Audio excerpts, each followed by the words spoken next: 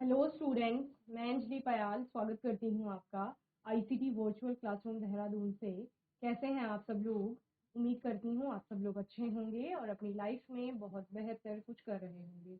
आज हम बात कर रहे हैं क्लास 11th की केमिस्ट्री की और सेकंड चैप्टर हमारा यहाँ पर चल रहा है स्ट्रक्चर ऑफ एटम यानी परमाणु की संरचना के बारे में हम लोग पढ़ रहे हैं। ओके, तो कुछ टॉपिक हमने लास्ट सेशन में देख लिए थे। आज के सेशन में कुछ और टॉपिक हम लोग यहाँ पर स्टार्ट करेंगे। नए टॉपिक्स क्या क्या पढ़ लिया था परमाणु के बारे में आप लोगों ने यहाँ पर पढ़ लिया था कि स्ट्रक्चर ऑफ एटम जिसे हम बोल रहे हैं परमाणु की संरचना, उसमें आपका आता क्या क्या है। ठीक है, तो उसमें हम लोगों ने यहाँ पर क्या पढ़ा था कि परमाणु जिसको जो भारतीय दार्शनिक थे और ग्रीक दार्शनिक थे उन्होंने क्या बोला कि कोई भी जो पदार्थ है वो छोटे छोटे कणों से मिलकर के बना होता है। ये सूक्ष्मतम कण जो होते हैं उनको हम क्या कहते हैं? परमाणु कहते हैं। पदार्थ क्या है? सूक्ष्मतम कणों से मिलकर के बना हुआ है। फिर ग्रीक जो फिलोसोफर्स थे उन्होंने कहा कि वो सूक्ष्मतम कण को हम परमाणु नाम देंगे। ओके, देन ये तो सारा था किस बेसिस पर? दार्शनिक अवधारणा के बेस पे। इसके लिए फिर सबसे पहले थ्योरी आती है किसकी? डाल्टन की एटॉमिक थ्योरी, जिसके बारे में हमने लास्ट सेशन में डिस्कस किया था। डाल्टन ने क्या क्या चीजें बोली थी? एक तो सूक्ष्मतम कण जिसे परमाणु कहा जा रहा है। दूसरा उन्होंने कहा था परमाणु जो होता है वो अविभाज्य कण होता है, अनकटेबल जिसे आप कह रहे थे या इंडिविजिबल कह रहे थे, यानी उसको हम विभाजित, जब उसको सूक्ष्मतम बोल दिया है तो वो विभाजित नहीं होगा, उसको विभाजित नहीं किया जा सकता है। क्लियर? इसके अलावा उन्होंने क्या बोला कि एक तत्व में जितने भी परमाणु होते हैं या एक तत्व के जो भी परमाणु है वो सारे आइडेंटिकल होंगे नेचर में, यानी एक समान होंगे उनके, चाहे हम रासायनिक गुणों की बात कर रहे हैं, संगठन की बात कर रहे हैं, वो सब कुछ एक समान होगा। ओके, देन उन्होंने बोला एक तत्व का परमाणु किसी दूसरे तत्व के परमाणु से भिन्न होता है, चाहे वो रासायनिक गुणों में हो या फिर उसका आकार की बात कर ले, आकृति उसके आकार की बात कर ले, उसका परमाणु क्रमांक हो गया, परमाणु का द्रव्यमान हो गया, सभी तरह से क्या होता है? अलग होता है दोनों तत्वों के परमाणुओं का। ओके, इसके अलावा अलग अलग तत्वों के परमाणु आपस में एक निश्चित अनुपात में मिल करके यौगिक का निर्माण करते हैं। और जहां पर आपने बोला यौगिक में जो अलग अलग तत्वों के परमाणु मिल रहे हैं उनका अनुपात हमेशा ही निश्चित होगा, चाहे यौगिक को किसी भी विधि से बनाया जा रहा है या कोई भी आप मेथड उसके लिए यूज कर रहे हैं वहां पर। ओके, इसके अतिरिक्त कोई भी रासायनिक अभिक्रिया जब हो रही है तो उस रासायनिक अभिक्रिया में आपका परमाणु ना तो उत्पन्न होगा ना ही नष्ट होगा, सिर्फ वो क्या होगा? एक जो आपका परमाणु है वहां से किसी दूसरे यौगिक का निर्माण कर लेगा, किसी नए पदार्थ का निर्माण कर लेगा, वहां पर उसका क्या होगा? सिर्फ चेंज होगा, बाकी उसमें कोई अंतर आपको देखने को नहीं मिलेगा। इसीलिए द्रव्यमान संरक्षण का नियम भी वहां पर लगता है। इसके अलावा डाल्टन ने द्रव्यमान संरक्षण का नियम हो गया, स्थिर अनुपात का नियम हो गया, इसके अतिरिक्त गुणित अनुपात का नियम हो गया, इन सब की पुष्टि की थी, इन सबको समझा जा सकता है उसकी थ्योरी में। लेकिन जब बात आती है विभाजित करने की परमाणु को, तो वो बता नहीं पाए थे। यानी बाद में जब अपरमाणविक कणों की खोज हुई तो फिर डाल्टन की एटॉमिक थ्योरी वहां पर फेल हो जाती है इलेक्ट्रॉन, प्रोटॉन और न्यूट्रॉन के बारे में बताने में कि वो क्या है या परमाणु का स्थायित्व किस प्रकार से है, उसको उसने एक्सप्लेन नहीं किया था। ओके, तो इतना हमने लास्ट सेशन में पढ़ लिया था। मैंने आपको होमवर्क में कहा था कि आपको जो सब एटॉमिक पार्टिकल है उसमें डिस्कवरी ऑफ इलेक्ट्रॉन के बारे में पढ़ के आना है। तो यहाँ पर सबसे पहले फेराडे का एक एक्सपेरिमेंट आता है, उसके बारे में हम लोग बात करते हैं। तो फेराडे ने एक एक्सपेरिमेंट किया था जहां पर in mid 1850s many scientists mainly Faraday began to study electrical discharge in partially evacuated tubes known as cathode ray discharge tube। Okay, 1850s में जब बहुत सारे साइंटिस्ट अलग अलग अपने प्रयोग कर रहे थे तो वहीं पर फेराडे ने शुरू किया एक प्रयोग जिसमें उन्होंने इलेक्ट्रिकल डिस्चार्ज किया एक पार्शियली इवैक्यूएटेड ट्यूब में, known as cathode ray discharge tube, जिसको क्या कहा जाता है? कैथोड रे डिस्चार्ज ट्यूब कहा जाता है। Okay, it is depicted in cathode ray tube is made of glass containing two thin pieces of metal called electrodes sealed in it। Okay, उन्होंने क्या किया? इस प्रकार की एक ग्लास ट्यूब बनाई और उस ग्लास ट्यूब में दो इलेक्ट्रोड्स लगाई मेटल्स की। इलेक्ट्रोड आपकी क्या होगी? एक एनोड होगी, एक कैथोड होगी। The electrical discharge through the gases could be observed only at very low pressure and at very high voltage. Okay, क्या कहा गया? The electrical discharge through the gases could be observed only at very low pressure and high voltage. Very low pressure, बहुत कम उन्होंने pressure वहां पर apply किया और high voltage apply किया, और वहां पर वो क्या देख रहे थे? अपना ऑब्जर्वेशन उन्होंने कर रहा था. The pressure of different gases could be adjusted by evacuation. Evacuation के द्वारा अलग अलग गैसों का जो प्रेशर था उसको क्या किया गया? एडजस्ट किया गया. When sufficiently high voltage is applied across the electrodes, current start flowing through a stream of particles moving in tube from the negative electrode to the positive electrode. ठीक है, जैसे ही क्या किया गया, यहाँ पर क्या बोला गया? High voltage is applied. जैसे यहाँ पर हाई वोल्टेज अप्लाई किया गया तो उससे क्या होता है? कैथोड से एनोड की तरफ को आपका मूवमेंट देखने को मिलता है कि स्ट्रीम ऑफ पार्टिकल्स की एक धारा, कणों की एक धारा हम बोल सकते हैं उसको. वो कहां से? निगेटिव इलेक्ट्रोड जो कि आपकी कैथोड है, वहां से पॉजिटिव इलेक्ट्रोड एनोड की तरफ को जाते हुए दिखते हैं. These were called cathode rays और कैथोड रे पार्टिकल्स. इनको क्या कहा गया? चूंकि ये कैथोड से निकले थे तो इनको कैथोड रे, कैथोड किरणें या कैथोड रे पार्टिकल्स कहा गया. Okay, the flow of current from cathode to anode was further checked by making a hole in the anode and coating the tube behind anode with phosphorescent material zinc sulfide. अब देखो, वो कण जो यहां से निकले थे, यहां से कण निकलेंगे लेकिन वो दिखाई नहीं दे, तो क्या किया गया? एनोड को कुछ इस तरीके से बनाया गया,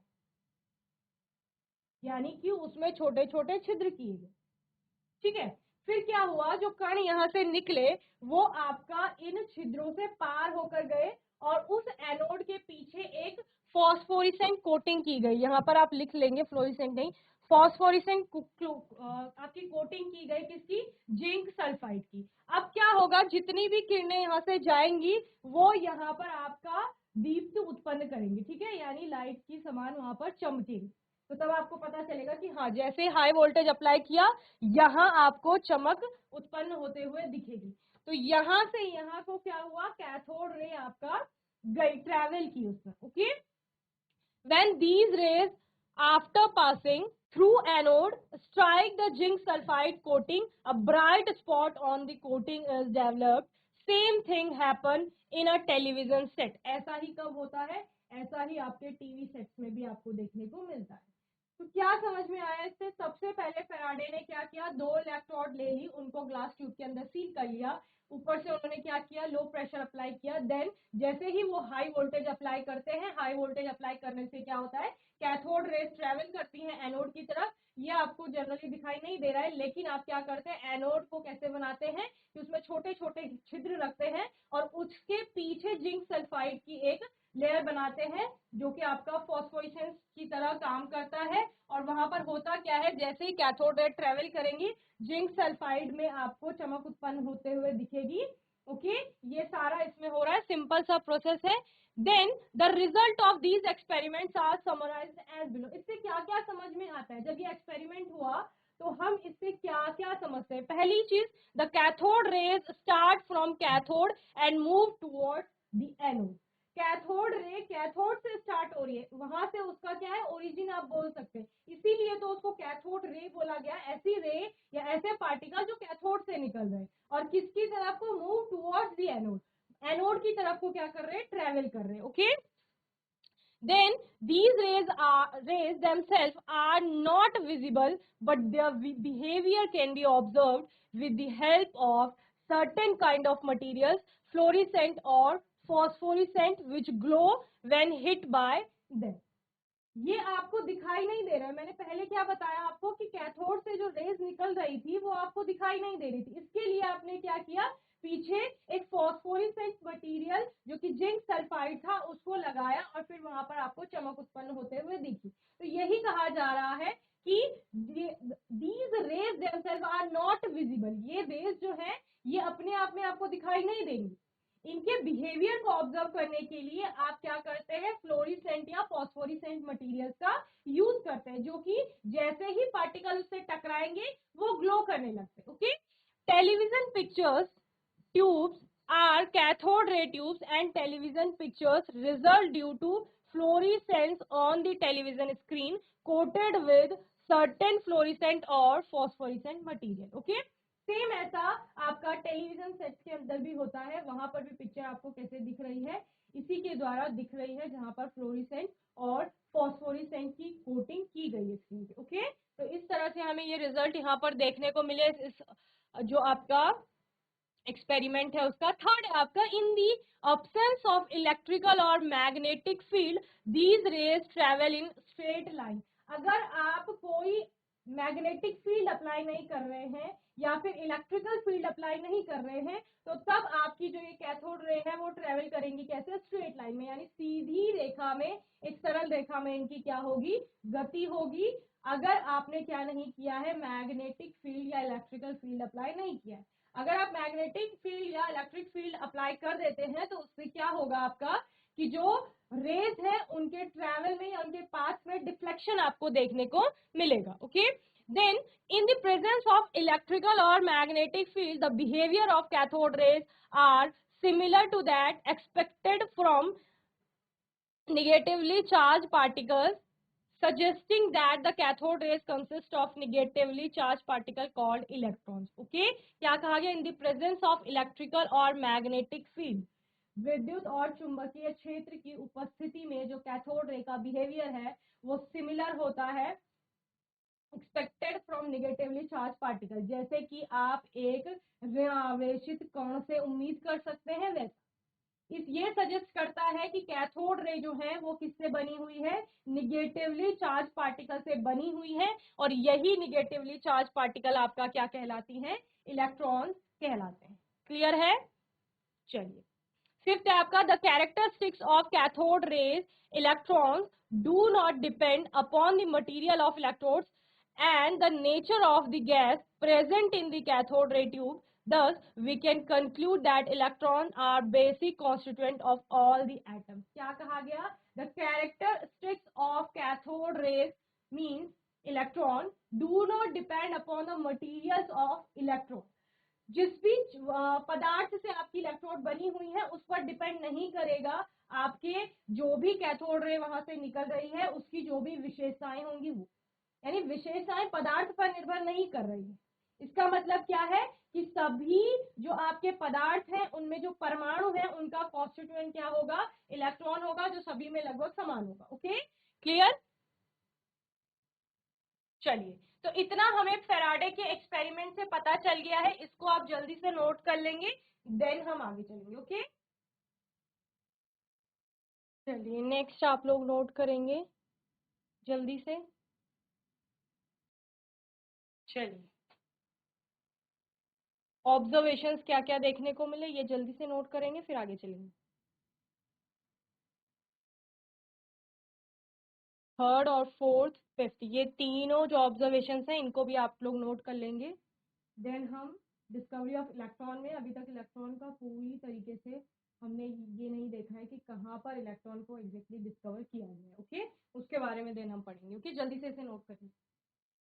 चलिए, नेक्स्ट है आपका चार्ज टू मास रेशियो। इससे पहले हम जे थॉमसन की बात कर लेते हैं। इन 1897 British physicist J Thomson measured the ratio of electrical charge to the mass of electron by using cathode ray tube and applying electrical and magnetic field perpendicular to each other as well as to the path of electrons. Okay, तो J Thomson ने क्या किया, यहाँ पर उन्होंने ratio निकाला किसका, electrical charge to the mass of electron, electron का मास और इलेक्ट्रिकल चार्ज जो था उसके बीच में। Okay, by using cathode ray tube, उन्होंने भी सेम वही कैथोड रे ट्यूब का यहाँ पर यूज किया, लेकिन उन्होंने क्या किया, and applying electrical and magnetic field perpendicular to each other as well as to the path of the electron. उन्होंने मैग्नेटिक फील्ड और इलेक्ट्रिकल फील्ड का क्या किया, परपेंडिकुलर लिया दोनों को एक दूसरे के, और जो इलेक्ट्रॉन्स का पाथ था उसके भी। ओके, इस तरह का कुछ एक्सपेरिमेंट था। तो ये इन्होंने क्या किया, मैग्नेटिक फील्ड लगाया है, और ये इस तरह से क्या किया है, इलेक्ट्रिकल फील्ड लगाया। ओके, और साथ में ये आपका क्या है, इलेक्ट्रॉनों का पाथ है। तो क्या किया, यहाँ कैथोड लगा दी, एनोड लगा दी, एनोड में होल हो गया, जो यहाँ से कैथोड रे ट्रेवल करके आए वो इधर को आए, यहाँ एक फ्लोरेसेंट स्क्रीन लगा दी, और बीच में ये आपका क्या है, मैग्नेटिक फील्ड है, और ये इलेक्ट्रिकल फील्ड है। तो उन्होंने क्या बोला, ये एक दूसरे के परपेंडिकुलर है इस तरह से, और जो आपका विद्युत क्षेत्र है वो किसके, इलेक्ट्रॉनों के पास के भी परपेंडिकुलर है। ओके, इस तरह से, इस तरह का कुछ एक्सपेरिमेंट था। तो जैसे ही आपका वहां पर इलेक्ट्रिक फील्ड अप्लाई किया जा रहा है तो आपको डिफ्लेक्शन देखने को मिल रहा है, किसमें, जो इलेक्ट्रॉनों का ट्रेवल का पाथ है उसमें।